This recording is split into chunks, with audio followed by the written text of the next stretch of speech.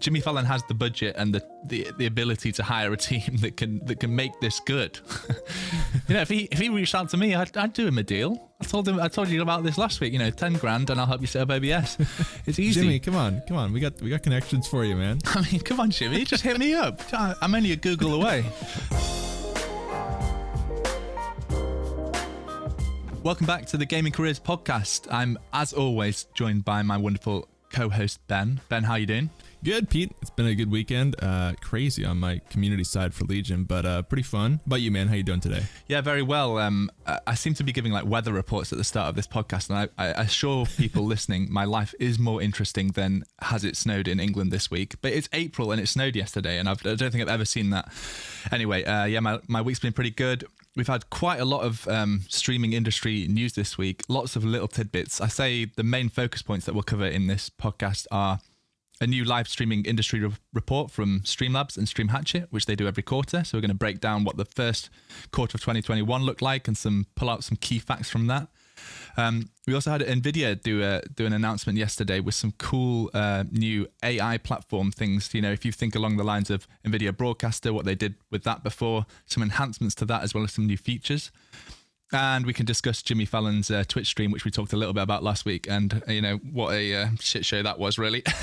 So, Ben, let's start with the Streamlabs and Stream Hatchet Q1 live streaming industry report. Can you break down some of the big topics for us here? Yeah, so for anyone who doesn't know, Streamlabs and I think Stream Elements put out a quarterly report just kind of summarizing the growth of different stream platforms every quarter. So this is the one for Q1, which is the last 3 months or so, and how the different platforms, YouTube, Twitch, and Facebook have changed in viewership and trends like that over the past couple months. So we talked about this, I think, in December for the last quarter. So it's a full new quarter. And once again, I think we'll start with Twitch. Twitch somehow it's being watched even more than before, which is crazy to me. I feel like every time we talk about this, it's more and more people watching and more people streaming per quarter. So that was interesting too.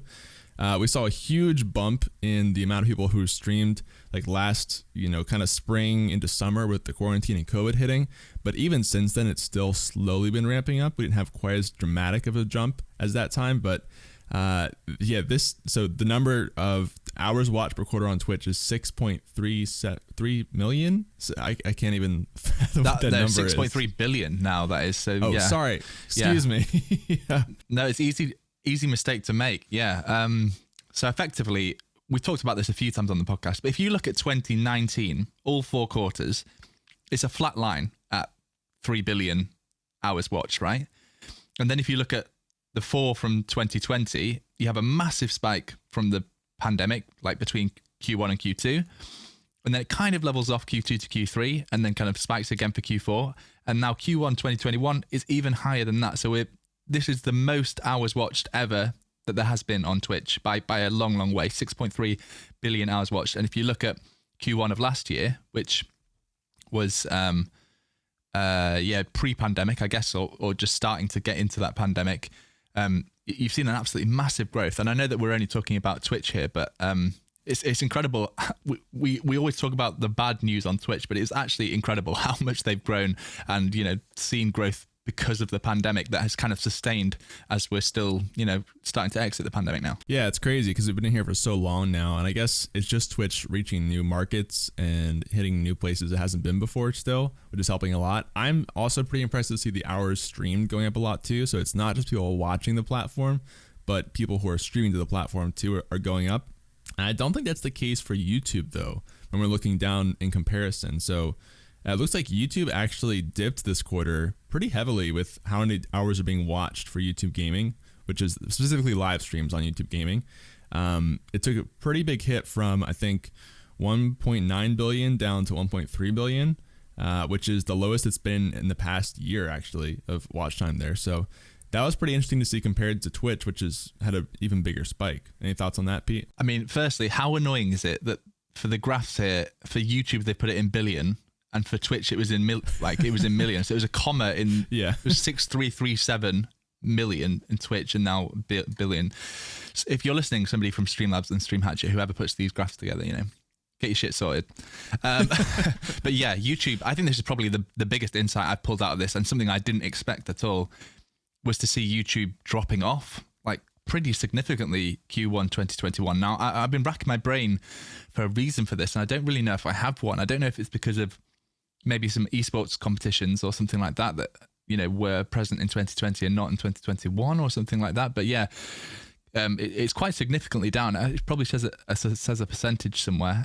But yeah, in Q4 of 2020, we're at 1.9 billion watch hours, and then Q1 of 2021, 1.37 billion. So a pretty steep drop off. Still higher than it was Q1 2020, but lower than Q2, Q3, and Q4 from 2020. Yeah, it's interesting because the article is kind of making out to be not a huge deal, which I guess is not massive, but at the same time, it's a 30% dip in watch time, which is a pretty big amount to look at for how much to lose for your platform. And also interesting for YouTube is they've actually lost total streamers and hours streamed on the channel. So, on the platform, which is really interesting. And it's consistent over the last 4 quarters. Even though the biggest spike looks like it was back in actually when COVID kind of hit last year, which is crazy. So I guess maybe a lot of people started streaming on YouTube to try it out and are moving back to Twitch maybe, or are just kind of losing interest in streaming on YouTube. Any thoughts on that? Yeah, or maybe even people that find out about streaming from YouTube, try it there, and then eventually get more immersed in this world and find out about Twitch and then move their stream to Twitch. Yeah, so exactly like you're saying, I'm trying to describe this as best as I can for the audio listeners, but Ben's nailed it on the head. The total hours streamed and the total number of unique channels that are live streaming is down at its lowest for a year and a half, maybe even 2 years now, on the YouTube side. So yeah, it's really seen a massive drop, and I don't necessarily know if there's a reason for that, because we've been talking quite often on the podcast about how YouTube is making moves in the live streaming space and adding new features like clips. So yeah, this is interesting to see this concurrent viewership and total hours watched have such a drop off. Yeah, just really quick on the last point for these two. One thing that's super interesting is the number of people streaming on each platform. It looks like on YouTube, it's about 665K channels that are streaming during the last quarter.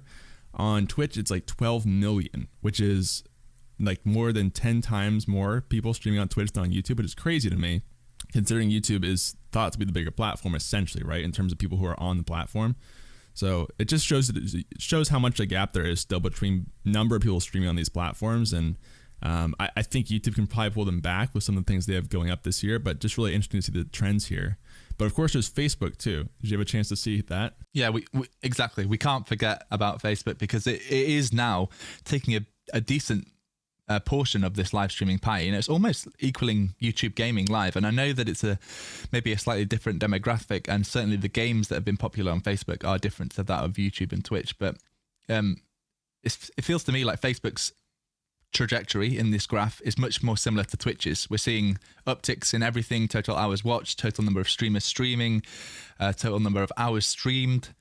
It's all up from 2020. So this is the highest it's ever been for 2021. So it's seeing a similar trajectory to Twitch, and that kind of emphasizes how weird it is that YouTube has seen a dip in Q1 of 2021. Yeah, Facebook is actually insane if you look at some of these charts. I mean, especially in the last 2 quarters, which is really weird because, so for reference, in Q3 of 2020, which was back in like September-ish probably, they had 260,000 people streaming. Now they have 1.5 million people streaming on Facebook, which is like, I can't do math. I don't know, 5 to 7 times more people streaming the platform in 2 quarters, which is crazy. And Twitch has grown a lot, but not that much in terms of relative streamer base. So it seems like a lot of new people are checking out, especially the streaming side of Facebook, trying that out. The viewership is still going up too, but not like that insane skyrocket that the number of streamers is right now. Yeah, and another thing that's different with Facebook gaming is that by far the most watched and streamed category is PUBG Mobile.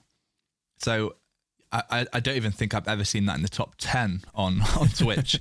So I don't know if their mobile player or their mobile streaming capabilities is much better than Twitch's support is, but that is quite interesting. I think that it's hitting these massive numbers of hours, and it's been really driven in large part by PUBG Mobile, which is a mobile version of the PlayerUnknown's Battlegrounds game, but yeah, for mobile. Yeah, there's a lot of mobile games breaking out on Facebook, it seems like, especially. There's like Garena Free Fire, and I think Wild Rift just came out in a lot of places. So I wouldn't be surprised to see a big rise in mobile gaming, even on places like Twitch this year. just because it's so accessible in overseas markets too. So I don't know. It's just crazy to see Facebook is still doing really well, and more reason for us to check out Facebook at some point here. We're gonna have to give it a proper run through, I think. I think I deleted my account like 2 years ago. I'll have to make another account just to keep up with it for the gaming career side. They also talked in the report about the most watched games of Q1 2021. Now, this is something that we cover a little bit more frequently on the podcast because we like to use Sully Gnome and see what games are kind of being watched that week. Not surprisingly, the most watched games or category by far is just chatting. Now, I find this quite interesting because when I was reading this, I was thinking just chatting is just what Twitch calls it. Like, or is it also called just chatting on YouTube and you can select that as a game, or is it also called that on Facebook? Like to me, just chatting is a category that Twitch has created to try and encompass everything that isn't gaming. And I wonder if the other streaming platforms have copied that, or if somehow in these stats, Streamlabs and Stream Hatchet have been able to pull all that data in. But in terms of actual games, second most watched was Grand Theft Auto 5. As we said last week, this is mostly because of the roleplay and the no pixel server, and then just slightly behind that, League of Legends, which just is always in the top three, isn't it? 10-year-old game, and it's still always most watched, most streamed. Yeah, no surprise there. I'm looking through it, and it says just chatting was the most watched for all platforms. So I don't know how they're pulling that for YouTube and Facebook, but they're doing something. But they said for gaming categories, which we just talked about this, on Facebook, the biggest one was PUBG Mobile, and for YouTube, it was Green and Free Fire, both of which are mobile games, both of which are kind of like PUBG Mobile essentially designed. So it just goes to show you on those other platforms, mobile gaming is really, really booming. And so I wouldn't be surprised if Twitch kind of has that as one of the big categories next year too, with just the trends that the other platforms are seeing right now too. But honestly, Grand Theft Auto and League of Legends have just been staples for so long, and they're like very, very close for being the most watched games. So I think that just makes sense for the last quarter if you look at the trends and everything happening. Yeah, well, I think we've probably given that enough talking about, but this, I don't know if me and you are unique, Ben, and we find this really interesting, because I'd love to know how many people actually check out the Streamlabs, and like you said at the beginning, I think Stream Elements do one as well, and all the data. I find it fascinating, and I would highly recommend anybody watching or listening to click in the link in the show notes and have a read for yourself, because it's interesting to know where the industry is going and all these different platforms battling it out. But let's move on to talk about what do you want to go for? Maybe Jimmy Fallon's Twitch highlights. Did you manage to catch? Last week we talked about our predictions for the stream and how many of them I think I got right. Yeah, I didn't watch it live, unfortunately, but I did see the highlights of the event. So this was last week, which we talked about in the podcast. Jimmy Fallon was streaming on Twitch with 9 other people. It was like Valkyrae, Sykkuno, and Corpse, as well as I think The Roots, which is a band, and some of the cast from Stranger Things. So they all played through Among Us for I think like an hour or two, and it was interesting because they were on open mic the whole time, and some of them did not have the best mics while they were doing this. Clearly, some of them were new to Among Us, but some of them weren't. So it was kind of funny to see the difference there.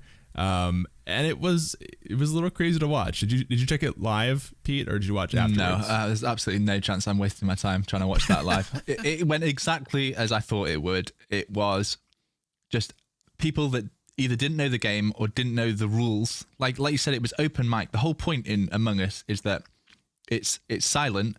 Then somebody presses the report button to report a body, and then you talk and discuss who did it. When it's open mic the whole time, people can shout that they've just been killed in a certain location by a certain person. Like, it literally didn't make sense. And it was just a mainstream celebrity trying to get on something that was popular 2 months ago. And I actually felt sorry for people like Valkyrae, like the people that have streamed probably thousands of hours in this game, having to play with a bunch of people that don't know how to play with bad quality microphones and trying to like make it look fun because it's going to eventually be highlighted and put onto TV.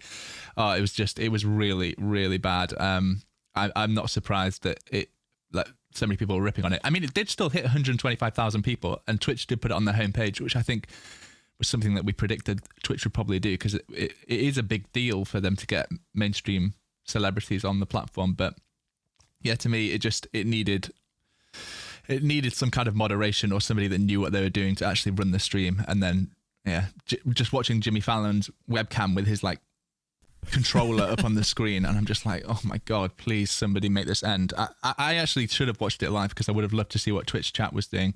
I saw some highlights from like, did you see the Misgiv highlight when he was talking about the chat putting all kinds of vulgar images because there was no moderation or anything? It was classic. It's exactly what I expected would happen. And yeah, who knows if he'll ever do it again. He probably will. Well, and with the chat, that's exactly what I was expecting last week, like I was saying, because in comparison to YouTube, right, you can moderate the comments, you can, they'll feature on the front page, all that kind of stuff. But in Twitch, if you don't know what you're doing on Twitch and you don't control the chat, then they're going to rip you apart. And that's kind of what we saw happen with this from the highlights that I can see. Even like unmoderated messages just sitting there in chat and not moving because they must have like frozen chat. So then there were these pictures in chat that you guys can probably guess what the pictures were about. Just sitting there like during the whole stream. It was interesting. I think, so while I agree it was a bit of a fiesta in terms of the audio quality and everything else, it seemed like people who did it still had fun when I saw the tweets come out from like Corpse and Sykkuno and Ray afterwards. So I still think it was probably a good thing overall just to get some more publicity for Twitch and live streaming and gaming, even if the execution left a lot to be desired. Hopefully at least like gives a bit more attention to everything happening on the platform. I just, in my head, I'm contrasting it to when AOC played Among Us, and like that was also her first stream, but she clearly either had a much better team behind her or like was just more down with the kids and like knew how these things worked. But that was like that was entertaining to watch, you know. And I have nothing against Jimmy Fallon. I actually quite like watching his little clips on Reddit and YouTube and things like that. But there's just a right way and a wrong way of doing it. I don't want to give people anxiety about starting their streams thinking that people like me are going to judge and laugh at, you know, not having moderation in chat and having bad quality mics. But Jimmy Fallon has the budget and the ability to hire a team that can make this good. You know, if he reached out to me, I'd do him a deal. I told you about this last week. You know, 10 grand and I'll help you set up OBS. It's easy. Jimmy, come on, we got connections for you, man. I mean, come on, Jimmy, just hit me up. I'm only a Google away. But yeah, I just it's what I expected, but it did give me a good chuckle knowing that we are going to talk about it again this week, and just like re-listening to last week's episode and hearing what we said, and it was just like, well done to us. We pretty much nailed it here, as we always do. Yeah, just perfect predictions every time. No, he just wanted to give us content. That's what he was planning to do. Good guy, Jimmy. I thought it was cool. I don't know. I know it was a mess, but it seemed like the streamers had fun. So hopefully we'll see better versions of this in the future that aren't quite so last minute, it seems like, to put everything together and get a good production going. I think there were some other things we saw this week. The first thing that I'll talk about here is Herman Miller officially signed Tim as their brand ambassador, TimtheTatman. Did you have a chance to see that? Yeah, so Herman Miller is one of those brands that maybe not everybody knows about, but unless you saw the like Logitech collaboration that they did last year, Herman Miller are effectively a very expensive ergonomic chair manufacturer. They make loads of popular chairs that offices use, and you know, very, very good for your posture, and they've obviously put a lot of money into research and development to make sure that these are like the gold standard of office chair. And they've clearly seen gaming and streaming becoming a big part of that. And last year they did a collaboration with Logitech, which really was just Logitech putting their logo and, you know, their light blue color on one of Herman Miller's already made chairs. It's the chair that you're using right now, right? So it is a proper Herman Miller chair. It feels like Herman Miller did all the hard work making a great chair, and then Logitech helped them advertise it to gamers and streamers. So this is actually a pretty big deal, I think, like a traditional company that isn't, you know, gamer focused at all, signing TimtheTatman, one of the biggest streamers on Twitch or on the internet in general, as a brand ambassador to help promote, you know, good quality chairs that are actually going to help and not hinder your posture. So yeah, I did see it. I think it's pretty impressive. Like, congrats to Tim. I think that's an awesome brand to be ambassadoring. That's the best thing as a content creator or as a streamer, is when a brand you really love wants to work with you. You're like, this is a no-brainer because I get to be honest about the product, like to my whole audience, and I don't feel bad about it, and I'm getting paid. So yeah, win-win, I think. Yeah, exactly. And so I think Tim had been using Herman Miller for a while. He'd used the Aeron chair, but this is the new Embody one that he just got as the partnership. So it made a lot of sense because he'd already been using it for so long. I was kind of surprised it took them this long because, I mean, since they work with Logitech, they've had like Shroud use the chair on stream and even like make emotes of the chair in the stream. So what they kind of already had ambassadors in the platform, but this is the first official like Herman Miller specific ambassador, I guess, versus the Logitech partnership. And they also released, I think, a different version of their chair that's just straight black instead of the Logitech kind of blue to it. So it seems like they want to get more into the gaming space. I think they also released like a gaming version of their Aeron chair, which again is just a black version of the Aeron chair. But it still shows you that they really recognize the gamer space in general and want to get in there. Personally, I've seen a ton of people using Herman Miller's across the board on Twitch over the past year, and not just this chair, but the Aeron and some of their other ones as well. So it makes sense to me to do this, and I wouldn't be surprised if they start adding more ambassadors that are probably these, tier 1 in streamers by the end of the year. Do you think that would happen as well? Yeah, I think so. Like, maybe it'll become the Shure SM7B. Like, people will be showing off, oh yeah, look at the chair that I've got. Because the chairs in the streaming and gaming world have kind of gone from the cheap racing bucket chairs to slowly getting more and more about caring about your health. I think probably as like the maturity of gamers and streamers eventually, gets higher and higher, people are going to care more about, is sitting at this desk in this racing bucket chair doing harm to my body? So I'm all behind the big brands getting involved and, selling expensive chairs if people want them, and I do want one. I just need to stomach it. I know that Defrag, what the editor for the Gaming Careers channel, has just ordered a Herman Miller chair, and it's like he had to get it like shipped into England and then organize a courier to get it up to him. So like it's taken over 6 or 7 weeks for him to get it. But like I fully am behind people caring about their health when it comes to like ergonomics and streaming, because you're now sat at your desk for like many hours of the day, and especially professionals like TimtheTatman, who are literally doing it as their career and making good money doing it. You might as well look after your back. One of the funny things I thought about when you mentioned that he'd been using their products for a while is his old intro video. So probably like 3 or 4 years ago, there was like a clip of him breaking like an old chair. And I don't think it was Herman Miller. I think it was like a traditional gaming chair. But that's like the best advertising for Herman Miller, isn't it? Like, I used to use these crappy racing bucket style chairs, and now I use Herman Miller, and they even support, big me from a few years ago when I was bigger than I am now. So like, these are the best chairs. Like, I think it's perfect. It's such a good collaboration, and hopefully they don't just stop there and they start to work with more and more creators. And then I can do a video about the most popular chairs for streamers, and Herman Miller can send me one, obviously, for review. So I feel like this is just a plug in this podcast. I'm just trying to get to work with Jimmy Fallon and Herman Miller. Hey, you gotta get that hustle, man, whatever you gotta do. No, I agree. I think with so many people being at home, working from home, and then also streaming and that kind of stuff, I'm glad to see the trend towards healthy gaming and streaming. So I think the chair is the start, and we even see like standing desks being more popular now, and fitness streams, things like that. So I'm a fan of that, because it means that people will stay healthy doing this and not develop back problems and all that kind of stuff. So cool to see that. I hope we have more people join the Herman Miller program later this year, potentially.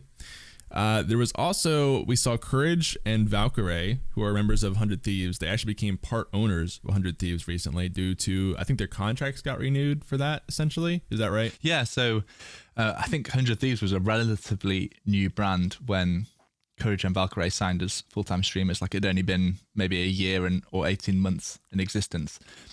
So this is also awesome, because it's, again, more power to streamers now becoming part owners of a esports organization.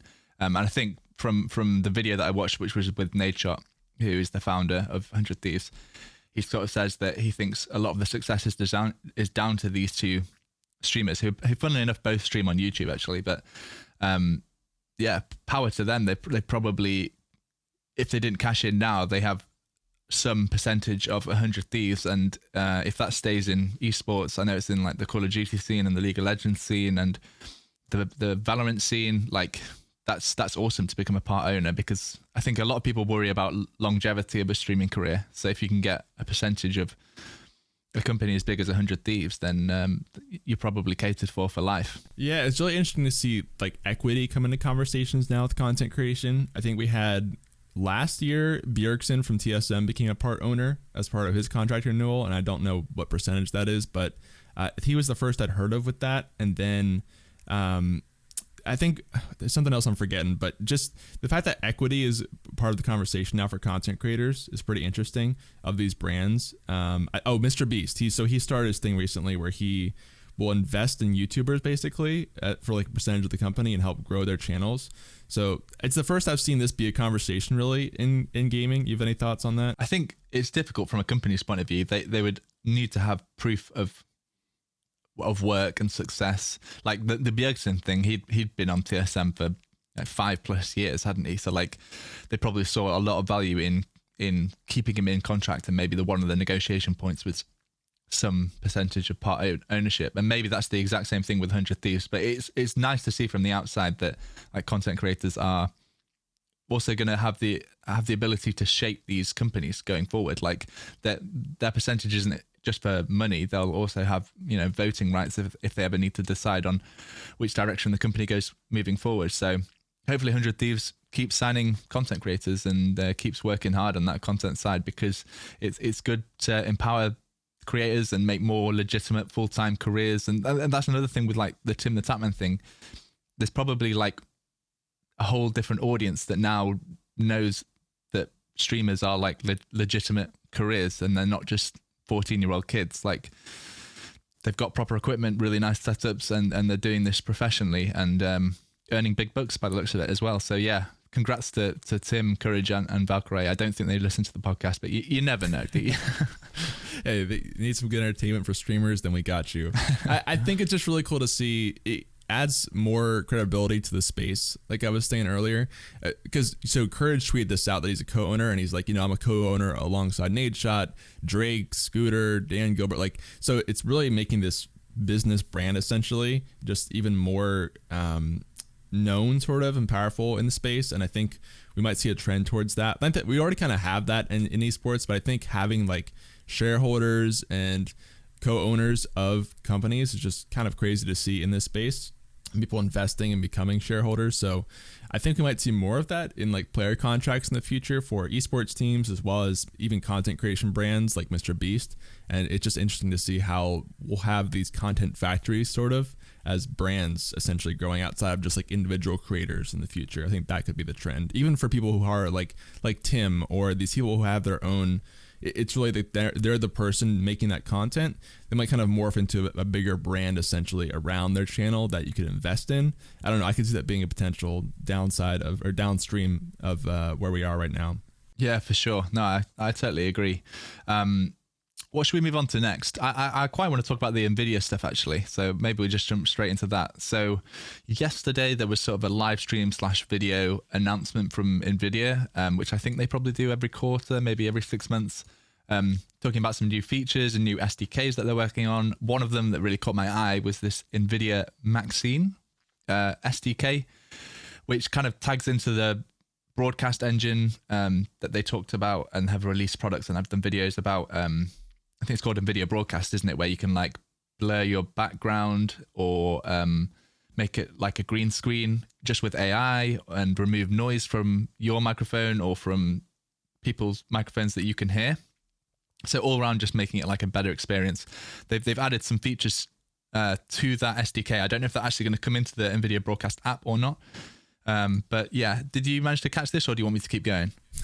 I took a quick look through it. I think you probably have more experience overall, but I have a few thoughts on some of the pieces that I saw. Like what are the new features that are really coming out here that streamers might be able to use? Yeah, so from the little video that they shared, there was 4 things that they were talking about.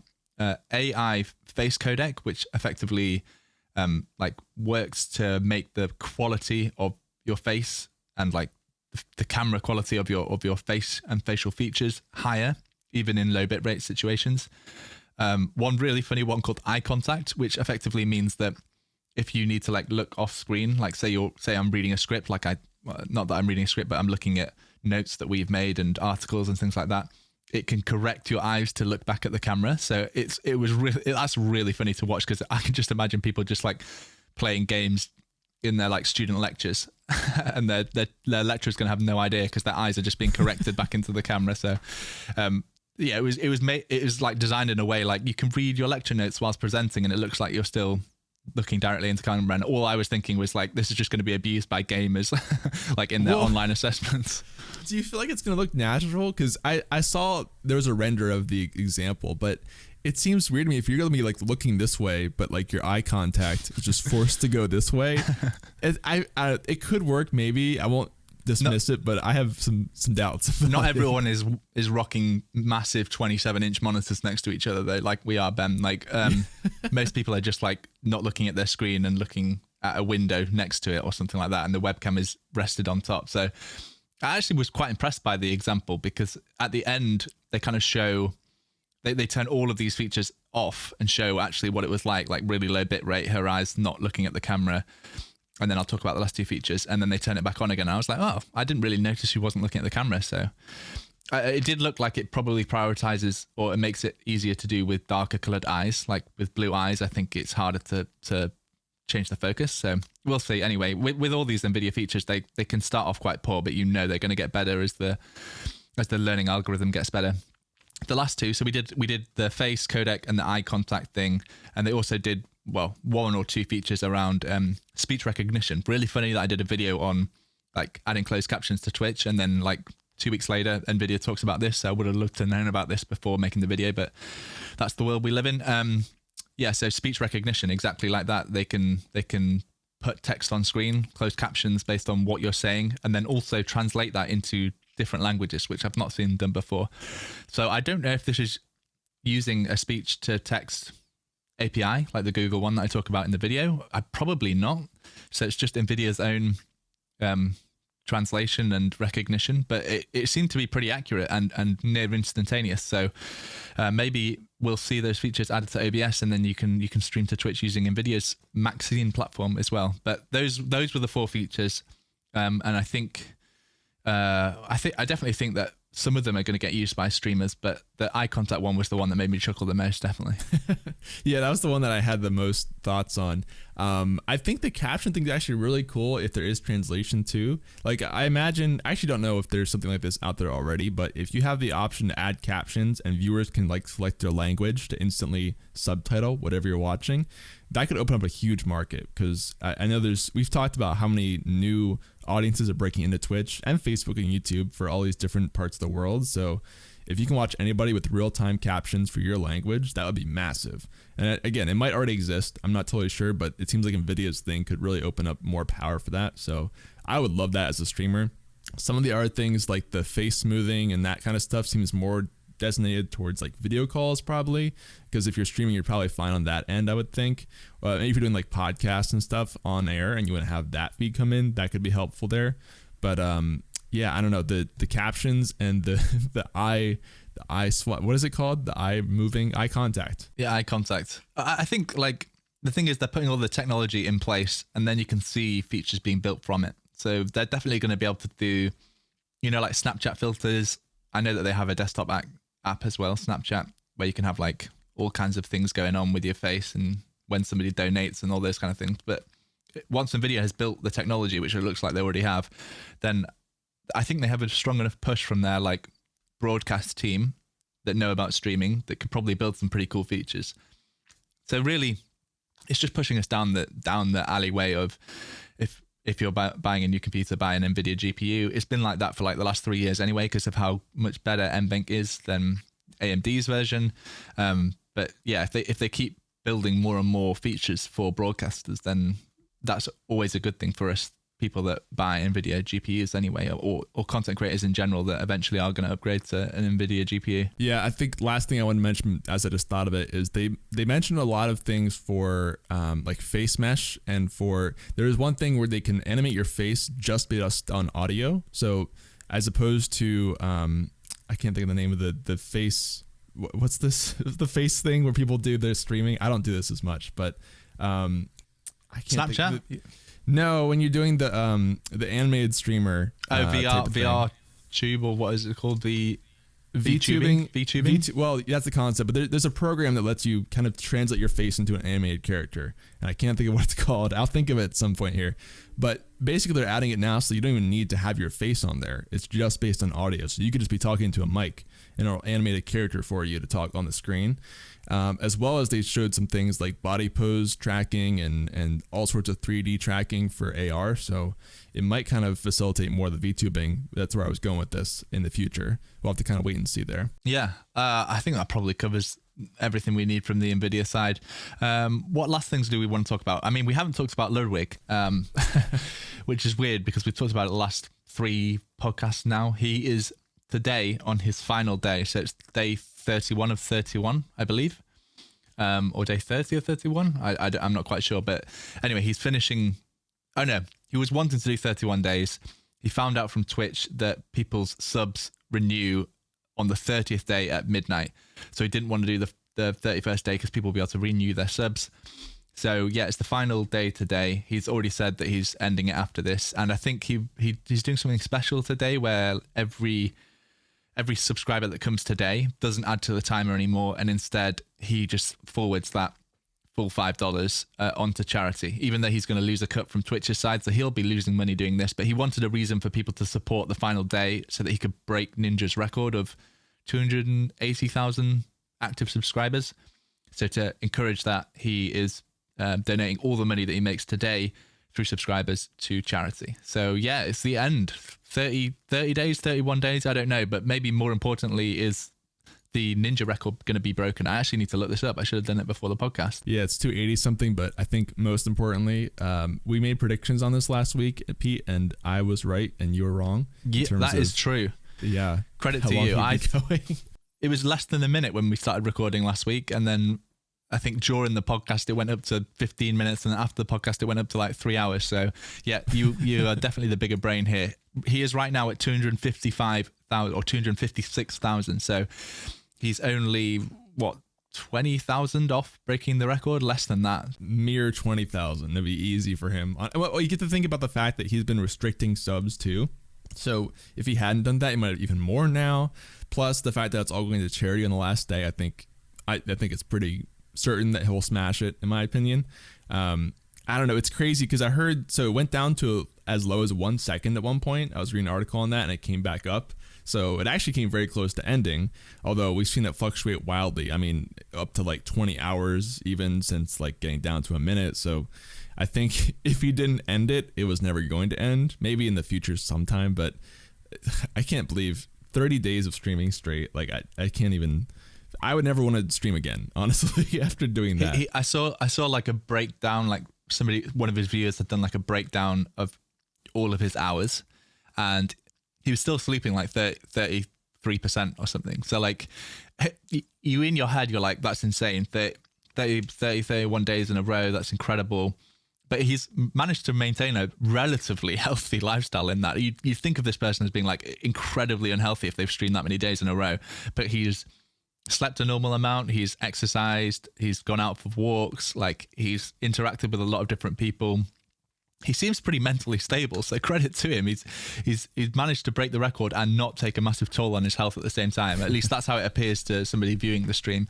So it looks very, very likely like he's going to set the all-time peak active subscriptions. And I like the idea that he's done, because you could just keep it going for as long as it keeps going, but then it's always going to end on a downer, isn't it? It's always going to end when people are so sick of you being live that they've stopped supporting you. Whereas this is now, he's going to end the stream by donating potentially $200,000 to charity. Like a big chunk, or anything that gets subscribed to him today is getting donated to charity. So that's like a common goal that people are going to push.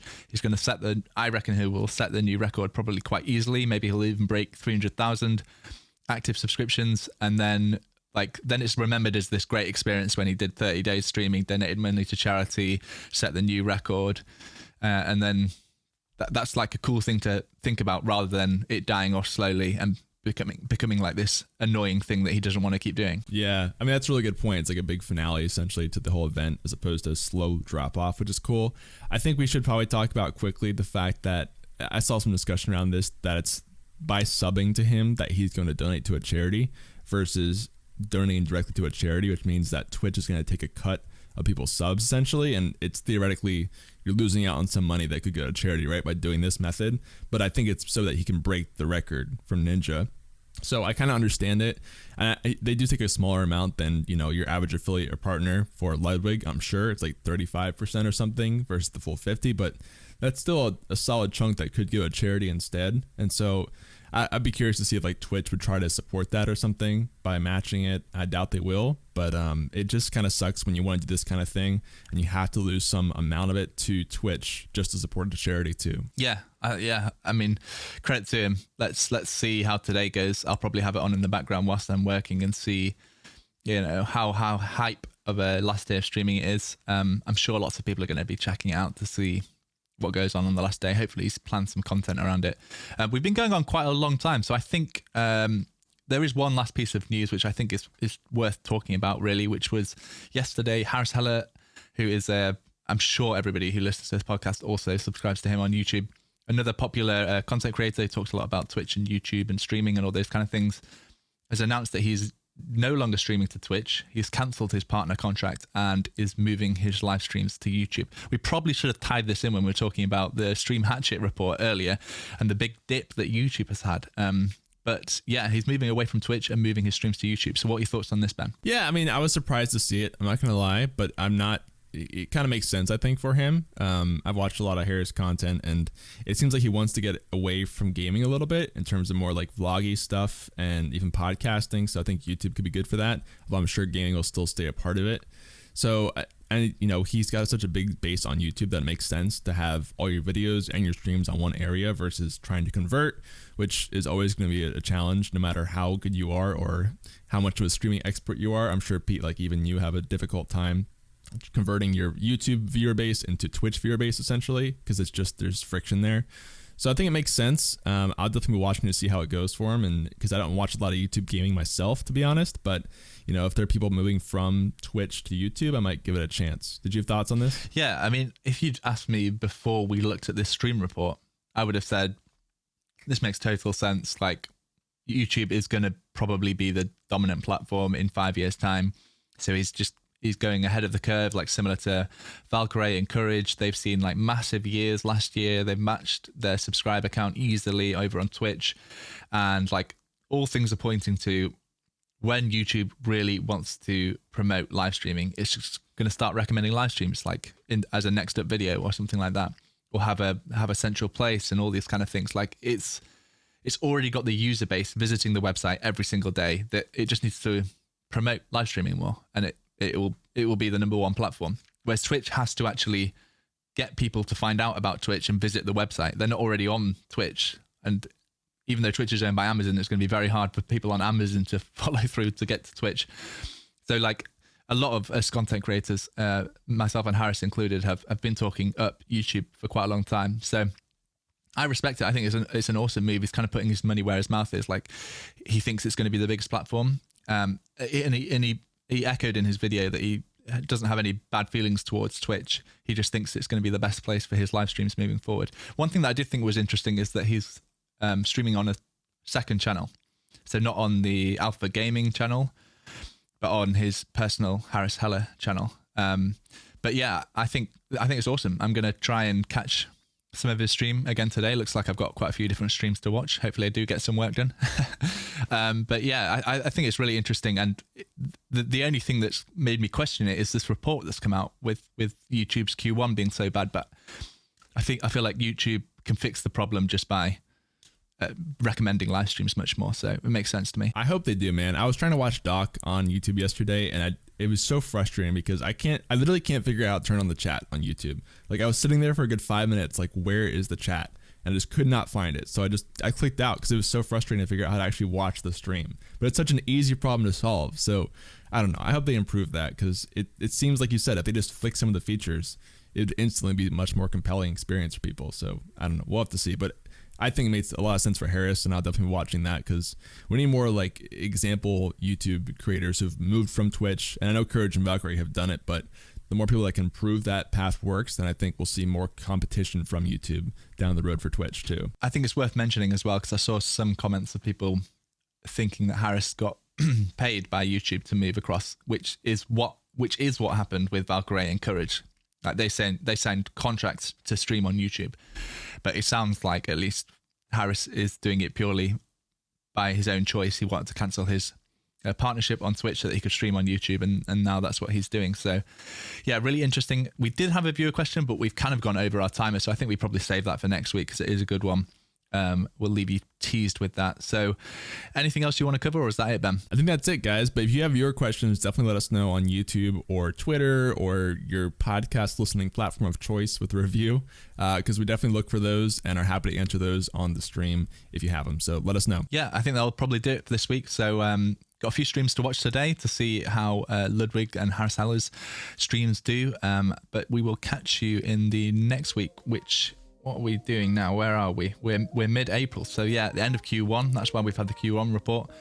Entering into Q2 and seeing if YouTube can bounce back from a pretty disappointing Q1, I guess. Maybe Harris will be the reason that they end up growing so much. The savior of YouTube. We'll see. Anyway, catch you in the next week, guys. Peace. See ya.